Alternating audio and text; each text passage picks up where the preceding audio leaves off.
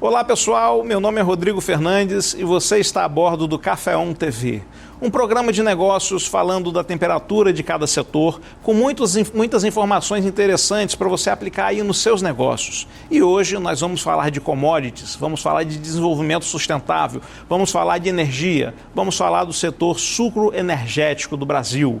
E para isso convidamos o Paulo Bastos, que é diretor financeiro da Coagro, uma das mais relevantes usinas de açúcar e álcool, uma cooperativa que atua no norte do estado do Rio de Janeiro.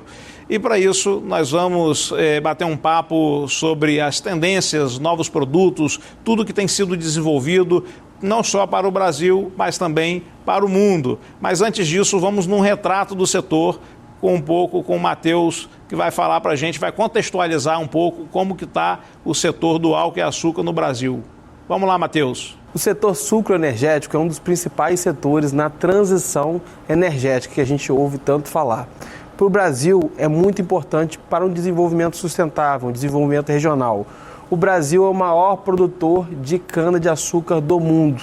Você sabia disso? Com 600 milhões de toneladas de cana-de-açúcar produzidas anualmente. O Brasil também é o maior exportador de açúcar, com 30 milhões de toneladas de açúcar produzidas anualmente, e o segundo maior produtor de etanol, com 30 bilhões de litros de etanol produzidos anualmente. E o setor sucroenergético também é importante para vários outros produtos, como, por exemplo, plástico, que está vindo substituindo esse plástico de fontes de energia de combustível fóssil. Então, é um setor fundamental na transição energética, e disso a gente vai falar melhor com Paulo Bastos hoje.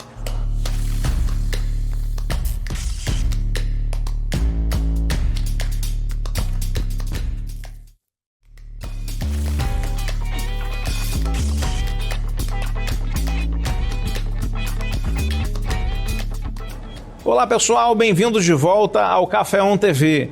O programa de hoje nós vamos falar sobre desenvolvimento sustentável, falando sobre a commodity do açúcar e do álcool, muito relevante para o Brasil. Então queria dar as boas-vindas aqui ao Paulo Bastos e ao Matheus Terra, o meu companheiro sempre no programa Café On. Rodrigo, um grande prazer estar aqui com vocês, grande prazer estar aqui com o Paulo Bastos. Então, começando o programa aí, Paulo, você pode me ajudar, que não sou um especialista no setor, e ajudar quem está assistindo a gente, para você dar um panorama da importância, principalmente para a região do estado do Rio de Janeiro, que a Coagro tem, né? Qual a importância de vocês para o desenvolvimento regional, para o desenvolvimento sustentável, para a questão também social das cooperativas? Pode dar uma visão para a gente? Matheus, Rodrigo, muito obrigado pelo convite. É um prazer, estarei sempre que for convidado aqui. E eu queria falar sobre a sua pergunta. A cooperativa hoje, que é a Coagro, ela tem uma importância regional para a região de Campos, para o Norte Fluminense, primordial, porque ela tem 10 mil cooperados, né? 4.500 cooperados ativos e 10 mil inativos. Ela tem uma relação de emprego direto da ordem, na safra, da ordem de 3 mil empregos. Tá? No período de entre safra chega a 800 empregos que ela sustenta, que ela tem atividade, e ela passou por ela tem a produção de açúcar, de álcool, de biogás, de biometano, e esses empregos diretos e indiretos que a gente também consegue, porque não são só cooperados e funcionários, tem também os prestadores de serviço, que chegam a quase 2 mil prestadores de serviço. Tá? Então, acho que é importante falar isso aí também. Paulo, uma grande curiosidade que eu sempre tive foi, já vamos entrar para falar sobre o setor do açúcar e do álcool, mas sobre a questão da governança.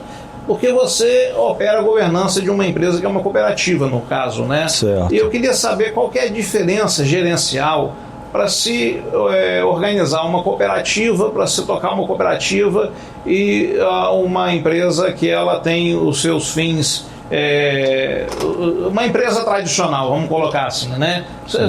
Tem alguma diferença técnica ou alguma diferença gerencial ou alguma diferença na legislação que vocês precisam cumprir para poder administrar a cooperativa? Tem sim, Rodrigo. Na realidade, uma cooperativa é eleito são 20 diretores, né?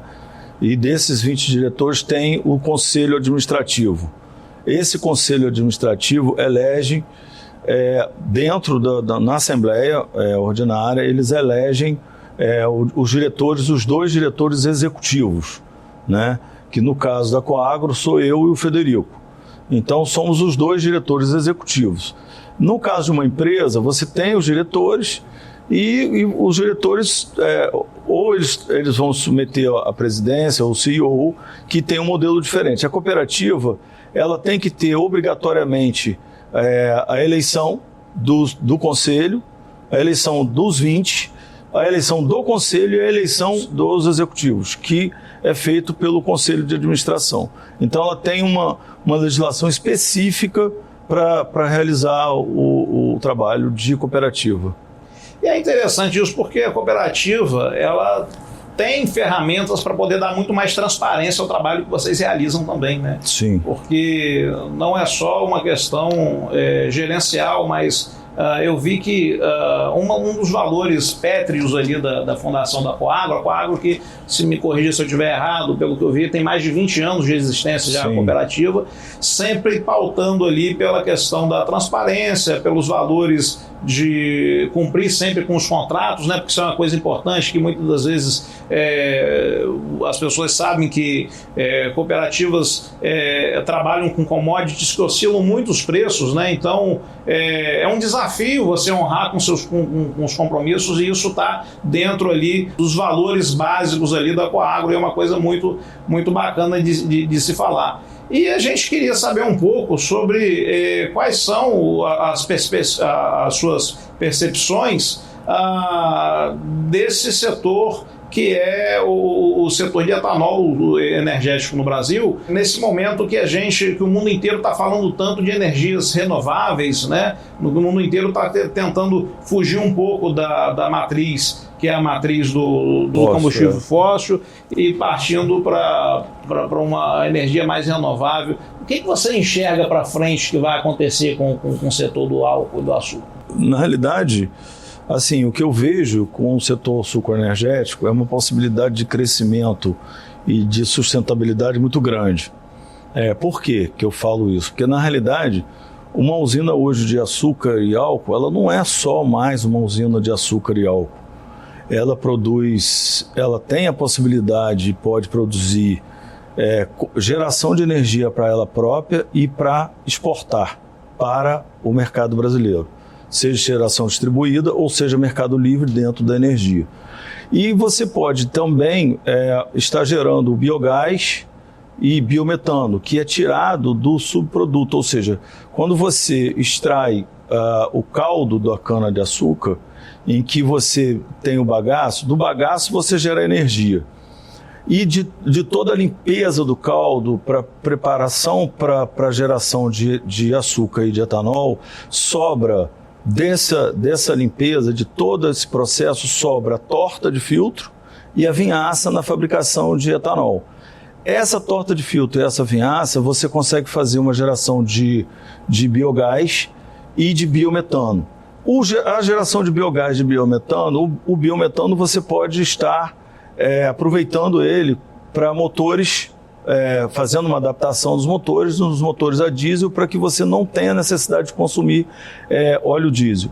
O biogás você pode estar gerando energia com ele, uma energia renovável, porque ela é sustentável e renovável.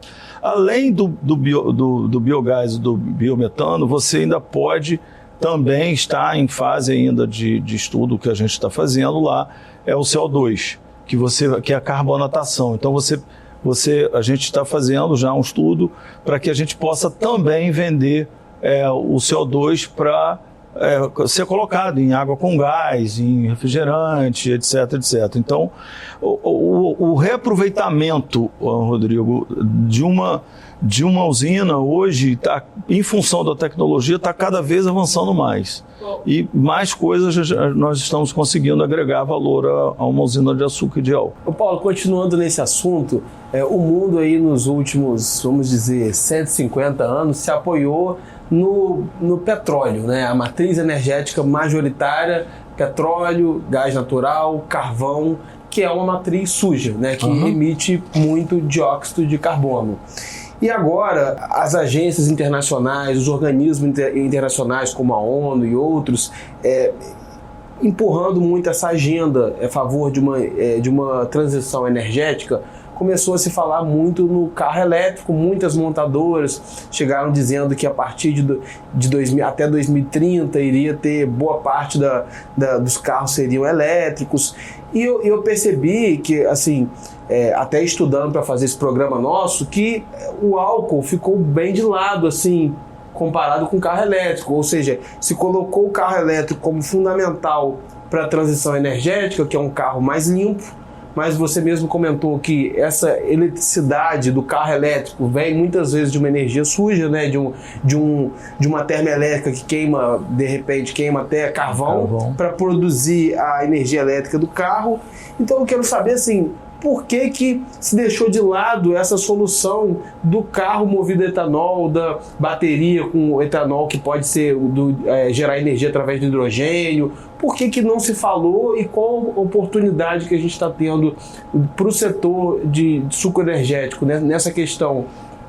Vamos lá, Matheus. Na realidade, o que eu vejo é que quando o biocombustível foi lançado, principalmente na Europa, se começou a ter alguns problemas de alimento, ou seja, existia um receio de que o biocombustível poderia tirar o lugar do alimento. Então, entre a fome, em saciar a fome e combustível, se acha uma outra solução. Inclusive, entendeu? eu assisti a entrevista com o CEO da Raízen, ele falando que as terras hoje produzem em média 90 toneladas por hectare de cana. Ele falando que pode chegar a 160, pode chegar com o quê? Justo com essas tecnologias? Tecnologia, e você tem também essa questão também do álcool de segunda geração, que você pode estar gerando álcool com a palha da cana, o bagaço da cana. Então você pode estar,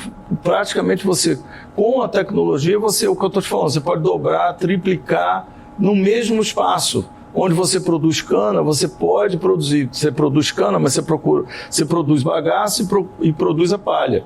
E você consegue fazer etanol disso. E o que falta para isso deslanchar no Brasil? Olha, já está com o investimento da Raízen e da Granbio, que tem feito investimentos muito pesados nisso, que já conseguiram dominar essa tecnologia, e esse etanol já está sendo vendido praticamente como um etanol totalmente sustentável, numa cadeia de carbono zero, para vender na Europa. É mais sustentável do que o carro elétrico, então? Porque aí o carro elétrico, como você tinha falado, que a gente tinha conversado, na realidade, qual é o carro elétrico? Ele tem alguns problemas que não são talvez tão divulgados como deveriam ser divulgados. Como você mencionou, ele tem uma matriz energética duvidosa. Por quê? Porque você tem uma geração de energia a carvão para você gerar energia, porque a energia, você não pega energia no ar, você tem que gerar energia. Então o carro elétrico, para você ir lá e abastecer, carregar, você tem que ter o quê? Você tem que gerar essa energia. Para você gerar essa energia, você tem que ter uma usina termoelétrica a carvão, a gás, termonuclear, que são, mediante a cadeia de carbono, elas são muito mais poluentes do que o próprio etanol. Então, o etanol ele tem esse local, esse lugar dele, em que ele consegue atender essa situação sem que haja é poluição. E o carro elétrico, ele tem alguns outros fatores na nossa ótica, né, na minha ótica, que é o que, Matheus? É que ele tem um problema de autonomia que não foi resolvido ainda, ele tem um problema ambiental que ainda não chegou a essa fase, mas é o descarte das baterias, tá certo? Porque você vai descartar essa bateria onde? Aí depois que você descarta as baterias são pesadas, né? São pesadas, são caras. Aí depois que você descarta um carro a ciclo-otto, ele pode durar até, tem carro aí de 30, 40 anos. Um carro a bateria, quantos anos uma bateria vai durar? Depois que você tira essa bateria, é 50% do valor do carro, é 60%, é 70%. Então você tem uma desvalorização do carro que também não está sendo computado em algum momento. Então, e você tem a questão da recarga da bateria, que você está em determinado momento em que você, por exemplo, no frio, não se fala, mas a bateria no frio, ela cai e ela sente muito mais. Então você não pode ter uma bateria no frio que você tem problema. Também, já se falam, já estão começando a ver. E você pode ver o seguinte, hoje estão desenvolvendo o carro híbrido, que é o carro que está se sobressaindo, que a Toyota apostou nisso. Corolla a GM híbrido, já está começando a pensar em reverter isso. A Volkswagen, por quê? Porque a Toyota ela foi numa linha seguinte, olha, eu vou aproveitar, eu vou fazer o híbrido com o quê? Com o etanol e com a bateria em que ele se regenera e que você não precisa fazer o plug-in. Ou seja, ele anda, o que ele gera de energia na frenagem e tudo, carrega a bateria. Carrega a bateria e você não tem... Então, e é movido a álcool esse carro. E é movido a álcool. Então você tem um carro sustentável, não tem o problema de autonomia. Não tem o problema de autonomia e que você já aproveita a matriz energética e a distribuição logística do combustível. É porque eu ouvi dizer que para você trocar essa distribuição de combustível, exatamente, gastaria 300 bilhões de reais no Brasil. Então, só para passar para o Rodrigo, que esse hype todo aí na mídia, falando de carro elétrico, talvez tenha sido uma coisa que não foi discutido muito a fundo ainda, os problemas de carro elétrico, e talvez o que diziam que iria acontecer muito rápido, talvez não aconteça, e para um país como o Brasil, que tem uma produção muito grande de etanol, talvez nem tenha necessidade de ter tantos carros elétricos assim, já que a gente tem essa solução de carro movido a etanol. E parece que, para mim, o que eu estou entendendo disso tudo é que a discussão do etanol está voltando a ser prioridade de novo, porque já foi no Brasil há muito tempo uma prioridade. Sim. Andou um tempo meio afastada de ser uma prioridade e agora, com todas as questões ambientais, ela tem voltado, e com o avanço da tecnologia, porque de 50 a 60 anos para cá se alterou muito a tecnologia com a otimização do plantio, né? Sim. Eu acho que vai tornar ela cada vez mais viável, né? E eu queria que você até fizesse uma contextualização para a gente do que evoluiu dessa tecnologia, porque já falamos um pouco, né?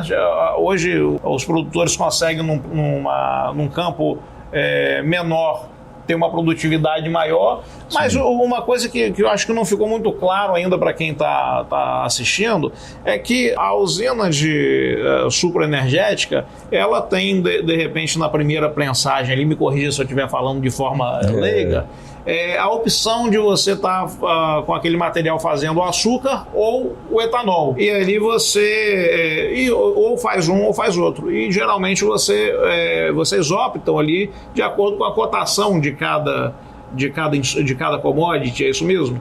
Sim. Mas agora, com essa otimização desse processo ali, fazendo ali o etanol de segunda geração, você consegue tanto produzir o açúcar ali no primeiro momento, quanto o etanol no segundo. Eu entendi certo, Paulo? Ou ainda tem ali uma complementação para fazer? Tem uma complementação, Rodrigo. Na realidade, o que acontece? Vou explicar um pouquinho o seguinte. Quando você direciona o caldo da cana para você poder fazer açúcar, você não consegue fazer só açúcar, porque você só consegue fazer açúcar da sacarose. E o caldo da cana, ele tem glicose, sacarose e frutose. Então, quando você extrai o máximo da sacarose do caldo da cana, você sobra o que? A glicose e a frutose, que você não consegue fazer açúcar. Então você manda esse caldo, que se chama de mel pobre, ou mel residual, para a destilaria para fazer. Então uma usina de açúcar, ela gera açúcar e álcool. Se você fizer só álcool de uma usina, você pode ter só uma destilaria. Então se quiser, você pode fazer só álcool. Por quê? Porque você dilui o Brix do caldo e você aí consegue fazer somente o álcool, tanto o hidratado quanto o anido, dependendo das colunas e do processo que você vai fazer. E até do neutro, que é para perfumaria, também você consegue fazer, que é a mesma linha, só que você teria que destilar mais uma vez, na realidade. Então, esse processo é um processo em que você consegue fazer o açúcar e o álcool dessa forma, e o álcool de segunda geração é um álcool com uma outra tecnologia, com outro processo de fermentação, que não é o mesmo processo de fermentação, é o mesmo processo para preparação, mas não é o mesmo processo de fermentação, tá certo? E de destilação. Então, esse processo é um processo que é uma nova tecnologia que está sendo implantada pela Raízen, pela Gambi, que está sendo difundido e está sendo ampliado no Brasil. E hoje na Coagro, qual é o portfólio, quais são os produtos que vocês hoje conseguem colocar dentro do portfólio da Coagro? Hoje a gente consegue o quê, Rodrigo? A gente fabrica o açúcar cristal para consumo. O açúcar do cristal a gente faz o extra fino, que a gente tem 2 marcas e vai estar lançando uma terceira marca, que a gente tem a marca Joia, tem a marca Coagro e a gente vai lançar a marca Sonho, que a gente já tinha, mas a gente vai relançar essa marca. Então, através do açúcar triturado. Né? Que é o açúcar triturado? O açúcar triturado, ou extra fino, é o açúcar cristal moído, em que ele fica igual ao refinado. Por quê? Porque as pessoas aqui no Rio de Janeiro, elas têm, e nos grandes centros, elas têm o costume de consumir o açúcar refinado. E sempre teve um paradigma de que o açúcar cristal não entrava. Não, mas o cristal... E aí a solução que a gente teve foi o quê? A gente fazer o açúcar extra fino, que é exatamente a mesma coisa em granulometria, em cor, não é exatamente, é próximo do refinado e que não faz o mal que o refinado faz. Por quê? Porque o refinado, para ele poder ter a mesma granulometria, uma cor padronizada e tudo, ele tem que ter uma quantidade de produto químico muito grande. E como que você faz? Você pega o açúcar cristal, dilui ele, adiciona uma série de produtos químicos e cristaliza novamente. Então ele é branquinho, mas ele tem um problema de que ele tem um excesso muito grande de produto químico. Já não é o que acontece com o açúcar cristal, porque todo mundo ouve falar, né, porque açúcar faz mal, porque tem... Mas o açúcar cristal, como é consumido no interior do estado e do Brasil, por conta da proximidade com as usinas e do costume, é um açúcar que ele demora um pouco mais de diluir, mas ele tem muito menos produto químico que faz muito menos mal do que o açúcar refinado. Então, outro produto que a gente fabrica lá é o etanol hidratado, que a gente vende para toda a região do Rio de Janeiro, para todo o estado do Rio de Janeiro, a gente fabrica o etanol hidratado. Temos a possibilidade de fabricar o anidro, mas a gente não fabrica o álcool anidro. E a partir do ano que vem a gente vai começar a gerar e a vender biogás e biometano, com a possibilidade para 2026 do CO2, que a gente está ainda em fase de desenvolvimento. Muito bacana, tá? Paulo. Eu queria agora mudar um pouco de assunto. Você é diretor financeiro da Coagro, então, e você também tem outros negócios também. Então você de certa forma também é empresário. Né? Sim. Sempre. E para mim, uma das características mais admiráveis de um empresário é ele tomar risco. Né? Porque muitas vezes ele bota, né, o patrimônio pessoal, o patrimônio da família dele, né? E o homem, né, tem essa questão de querer proteger a família. Então, todo empresário, quando bota o patrimônio da família dele em risco, com certeza ele não bota porque ele acha legal, porque ele acha bacana, ele bota porque ele precisa de sustentar a família, e uma das formas que ele faz é organizando mão de obra, organizando material, equipamentos, ou, né, como você também comprando gado, trabalhando, e você precisa para alavancar, precisa de muitas vezes expor o seu patrimônio pessoal, tomar risco.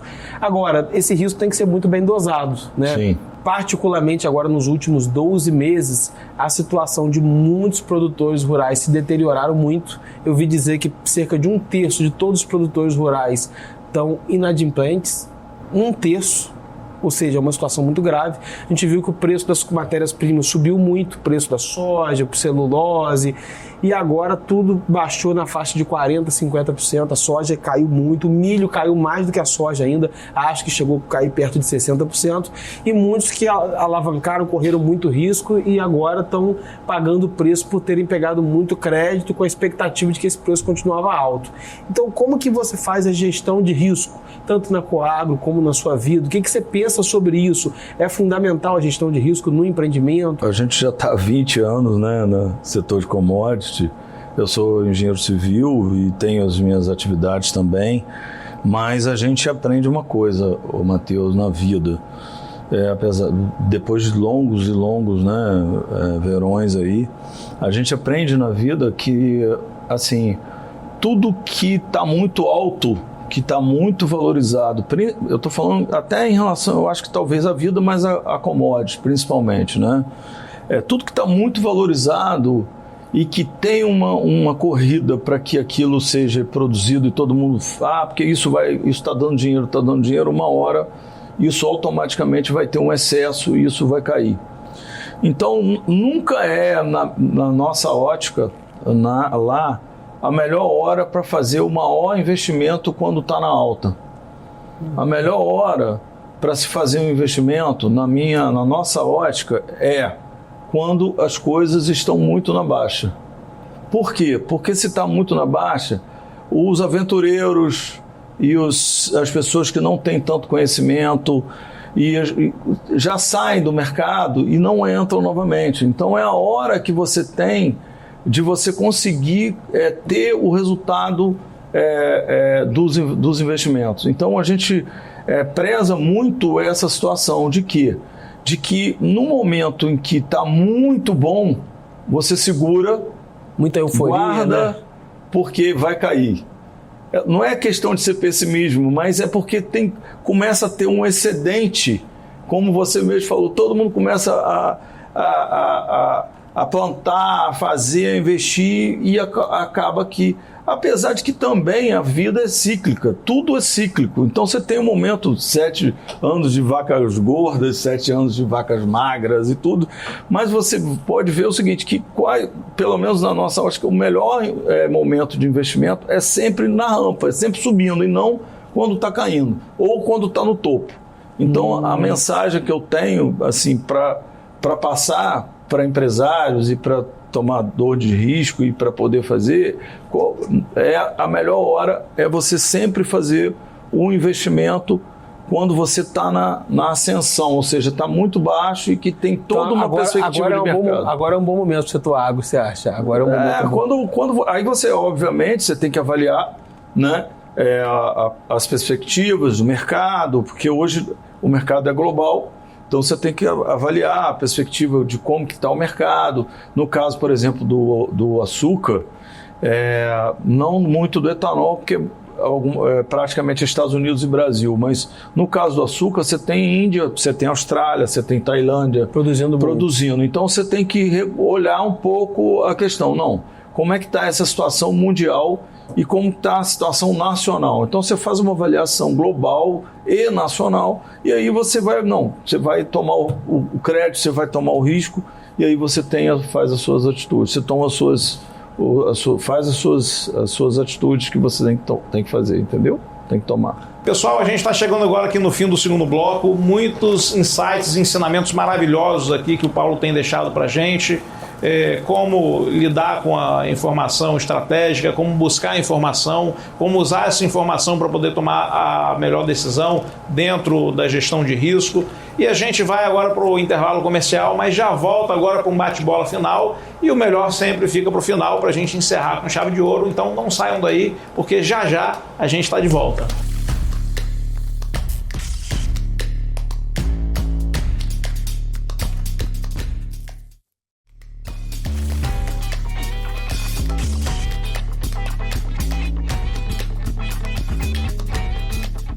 Olá, estamos de volta ao terceiro bloco do Café On, um papo com o gestor, com o empresário, um papo de negócios, sempre agregando muita informação valiosa para você aplicar aí e para você ter também um panorama de como está cada setor, para a gente se informar da parte estratégica, operacional e tática. E agora aqui, para finalizar, a gente vai para um bate-bola, sempre com uma informação valiosa, fechando com chave de ouro e o último bloco. Vocês não sabem qual que é a grandeza e o valor de uma opinião dessa, de uma instrução, uma orientação dessa que o Paulo está passando aqui, porque isso cabe para qualquer tipo de negócio, não só para commodity, né? Porque a Coagro ela é uma indústria que ela tem por missão não sei se já atualizaram a visão, mas não ser a maior indústria do sucro energética do país, mas ser pelo menos a mais rentável, né, do estado do Rio de Janeiro, e eles caminham muito nessa questão da otimização, né? Então, essas dicas aí do Paulo, que lida diretamente com o mercado que oscila muito, né, certamente a gente consegue aplicar isso daí para outros setores também. Sim. Porque, afinal de contas, né, vale mais uma empresa que tem uma rentabilidade alta do que uma empresa gigantesca que tem uma rentabilidade baixa, né? E eu sei que vocês, né, dentro dessa orientação estratégica, estão persistindo nessa busca, que é o grande desafio de qualquer mercado, principalmente para quem trabalha com commodities, né? Então fica a minha pergunta para você: como que você, que trabalha no mercado de commodities, consegue fazer para poder diferenciar, né? Eu já vi que a visão estratégica é uma grande diferenciação, sem dúvida, mas você também é um diretor financeiro, mas além da parte estratégica, comercialmente, como é que vocês conseguem fazer para diferenciar, né? Vi que também o açúcar extra fino, né? Novos produtos também entram nessa baia, mas tem um pulo do gato aí? Eu vejo que não é um pulo do gato, mas eu vejo como uma avaliação geral de sempre a pessoa, o empresário, estar bem informado, não só das coisas que ele faz, de todas as minúcias do negócio dele, ou seja, conta de tudo que tem do negócio dele, e uma avaliação sempre geral, global, que nosso caso, por exemplo, hoje, como eu te falei, é global, nacional e regional. Então, ele tem que ter essa informação para que ele possa tomar as decisões dele e ter o melhor rentabilidade, melhor estratégia dos negócios dele. É minha opinião. Acho que é questão de informação e de correr atrás e de persistência. Quanto mais informação, mais assertiva vão ser as decisões estratégicas. Eu acho que é importante você ter foco. Então, tipo assim, você pode ter os momentos que você quer lá olhar o Instagram, o Facebook, ou você fica viajar lá, ficar passeando lá, tudo bem. Mas você tem que ser objetivo, e você tem que ter essa informação de negócio e tudo focado. Você tem que estar focado nisso. Então você tem que ver mercado, tem excedente, não tem falta, não tem. Então são essas coisas que você passa a ver e que você tem que focar. O resto, você tem tempo, tal, beleza, vai ler outras coisas, vai ler romance, vai ver Instagram, mas sempre depois que tudo aquela formação de informação que você precisa está já formado dentro da sua cabeça. Eu gosto muito de fazer coisa muito mais prática, assim, né? Então eu queria, se você puder, claro, falando o que você pode falar, mas simulando como se a gente estivesse numa conversa aqui, que tiveram entre os principais executivos da Coagro, antes do momento de fazer um investimento na usina Paraíso, não é isso? Que vocês fizeram um investimento grande. Sim. cerca de 40 milhões? 50... São 55 milhões. 55 milhões na usina Paraíso, e é um montante muito significativo para vocês, né? E eu queria imaginar assim, como que foi esse momento, quando que vocês decidiram, não é isso mesmo? A tomada de decisão. Vamos acelerar, vamos botar o pé no acelerador. Você podia falar um pouco dessa tomada de decisão, qual foi o racional, por que vocês não faz sentido, vamos tomar esse risco? A situação do investimento na Paraíso foram por alguns motivos, né? A usina entrou em recuperação judicial e a gente acabou tendo essa oportunidade de fazer um contrato de arrendamento. A gente não fez a aquisição da usina, tem um contrato de arrendamento de longo prazo, porque a Campos tem uma particularidade que eu acredito que a maior parte das usinas hoje em dia estão tendo, usinas que estão muito próximas da cidade. Né? Por quê? A cana hoje em dia, a Sapucaia, que é a usina hoje que a Coagro arrendou, ela está de um lado da cidade. E tem uma boa parte da cana que está do outro lado da cidade. Essa cana ela tem que atravessar a cidade para ela chegar. Então ela causa transtornos, apesar de ter vias expressas, já delineadas, etc., ela causa muito transtorno dentro da cidade para atravessar na cidade. Então, esse foi um dos motivos. Então, você tem isso, você tem a possibilidade de, na região, você fazendo um investimento na Paraíso, de você ter um crescimento regional na Baixada, que tem um potencial da ordem de 50 a 60 mil hectares para plantação de cana e de outras coisas, mas de cana principalmente, que digamos, é uma região agricultável que hoje está sendo muito mal explorado e que pode gerar riqueza, pode gerar divisas para o município e para a população, para os donos das terras. Então isso tudo foi pensado para que a gente pudesse fazer esses investimentos na Paraíso.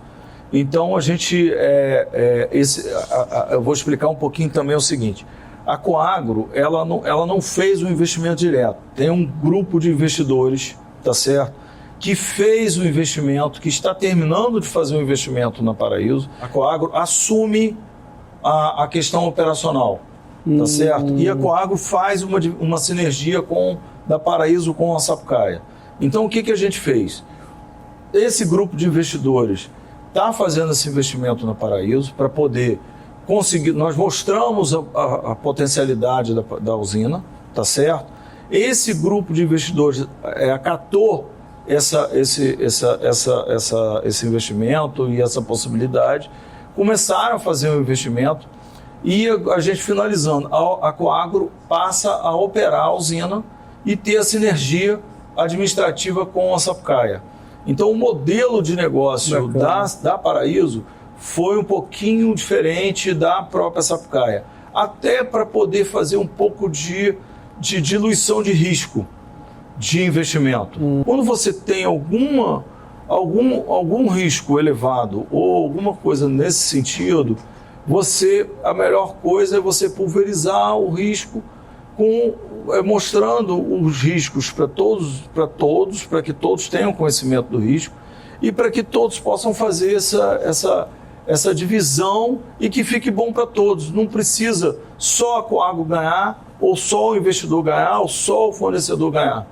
Todos ganham. E eu vou deixar a pergunta de ouro aí para Matheus Terra fazer, porque eu tenho certeza que agora a gente vai falar de algumas coisas que podem compor aí o seu arcabouço de informação valiosa para você deixar guardado aí do Café On. Deixa no cofre guardado aí. Então, vai lá, Matheus, passa para a gente a pergunta de ouro. O que eu quero saber, Paulo, é o seguinte: a gente viu nos últimos 10 anos, a gente viu o setor industrial do Brasil ser dizimado, caiu muito nos últimos... Você está falando de 2014 para cá, muito. A gente viu o setor de varejo também caiu absurdamente. E para o otimismo do Brasil, quem sustentou o Brasil e segurou o Brasil nas costas, o setor agro como tem o Pablo Spy que fala, vai tourinho, setor agro está no tourinho, touro de ouro crescendo aí. Então, o que eu quero falar com você, muitas pessoas que sofreram em outros setores viram como é uma porta de entrada, uma porta de oportunidade para reestruturar a vida delas através do agronegócio. O que você tem de falar do potencial do Brasil, do setor agro? O que você tem de falar de um tom aí otimista? Ou não? O que você acha, né? Falam que ser realista, né? Talvez. Olha só, Matheus, na realidade, eu penso do agronegócio o seguinte... Eu acho que o brasileiro ele tem que valorizar e muito, não só o país, como também o setor do agronegócio. Por quê? Porque vamos avaliar um pouquinho a situação nossa, como eu falo, de forma global. O Brasil hoje é um dos poucos países, ou talvez se não for o único, é um dos únicos que tem potencial de crescimento para fazer plantio, para abastecer o mundo com alimento. Então, quando a gente olha, você tem uma fatia da África, o resto é gelo, em que os Estados Unidos, a Europa já estão no limite. Todos os países. Rússia também. A Rússia é o maior país do mundo, mas também tem limite, tem limitação. Então, a África eu creio que é um continente que pode vir a ter um potencial, mas que não chega aos pés do Brasil. Como muito atrasado. Potencial. E tem problema geopolítico e uma série de coisas. Então, insegurança jurídica, política, etc, etc. Então, eu acho o seguinte, que o Brasil ele tem um potencial de exportação e de produção de alimento em que ele pode abastecer o mundo inteiro com alimento. A gente tem hoje somente 8% do território nacional com áreas com agricultura. O resto é mata, é pecuária, etc. Ou às vezes simplesmente não tem nada, estão devolutas. Então, quem tem propriedade rural pode explorar, pode fazer com eficiência que dá dinheiro, tem condição de sustentar a família dele e com potencial de só melhorar a eficiência, o ganho, a rentabilidade da propriedade rural dele e que se for uma agroindústria, a mesma coisa. Desde que avalie o mercado, veja tudo e consiga conduzir o processo, entendeu? É isso aí, pessoal. E assim a gente vai encerrando mais um episódio do Café On TV, aqui na presença do Paulo Bastos, o diretor financeiro da Coagro. Eu acho que vale super a pena depois você procurar aí os cortes desse programa, se você ainda não pescou todas as informações, que o programa às vezes é muito rápido. Vale a pena porque o programa de hoje passou por muitas informações valiosas ali, estratégicas, como eu falei, táticas e operacionais para a gente poder aplicar ali nos nossos negócios. Então eu quero deixar aqui o nosso agradecimento profundo aqui, a presença do Paulo, do Matheus, e dizer para vocês que não percam os próximos episódios, que a gente sempre tem um episódio com gente muito bacana sentado aqui no local de honra do nosso programa. Muito obrigado. E até a próxima. Fala, pessoal, obrigado.